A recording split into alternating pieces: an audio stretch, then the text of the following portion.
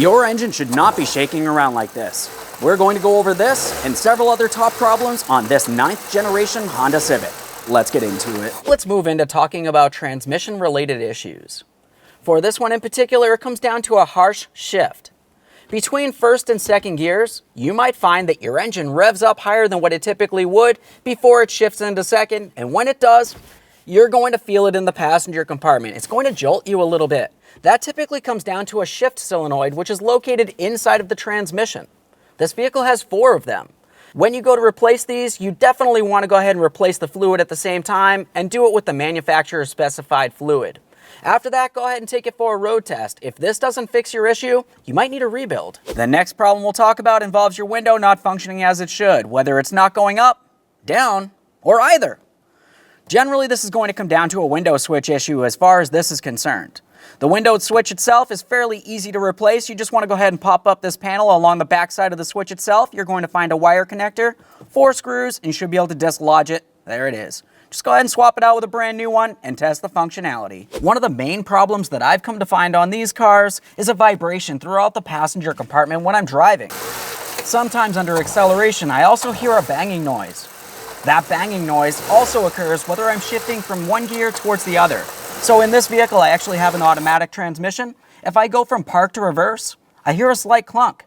From reverse, neutral into drive, another clunk, and then acceleration, another clunk. All these are issues that could stem from a mount, and that's going to be located under the hood or under your engine. Your engine's going to have engine mounts, and your transmission also has a mount as well. If that rubber mount was rotted or damaged in some way, when I say rotted, I mean more like dry rot, and you can see a whole bunch of little cracks.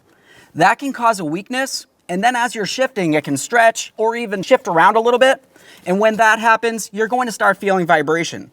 I've seen it to the point that they actually tear, and then you start hearing that clunking noise when you're shifting, or like I said, hard acceleration. Either way, if you need them, order them from us. Now let's stick with bushing issues, but this time it's going to involve the suspension. If you had an issue with one of your bushings, what you might hear is a creaking noise. When you go up and down bumps, maybe hit a speed bump, or even one of those potholes that you find everywhere in the roads. As you hear that creaking noise, it leads you to believe that there could be something loose, and that's true. You definitely want to diagnose it.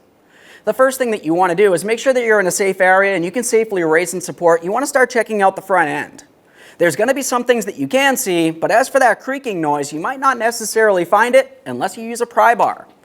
Of course, you would want to check your front strut to make sure it's not leaking in some way. You want to check your sway bar bushings, your sway bar links, your tie rod ends. But when you're checking your ball joint on the lower control arm on this, you also want to pay attention to your bushings. The bushings are where the control arm actually connects to your subframe.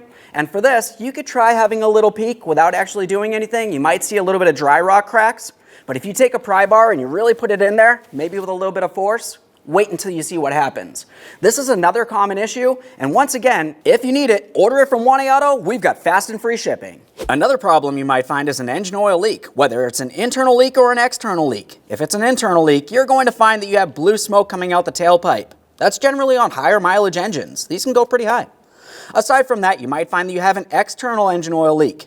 Could be around the valve cover, over on the passenger side of the engine, or if you were looking right down along this area here, you might find that you have an engine oil leak down along this portion of the engine, and that's where your oil pressure switch is.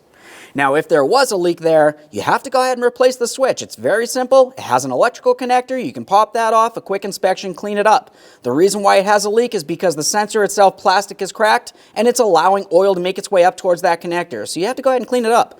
Aside from that, just go ahead and remove the sensor, clean up the mounting area, and install your brand new one you ordered from us.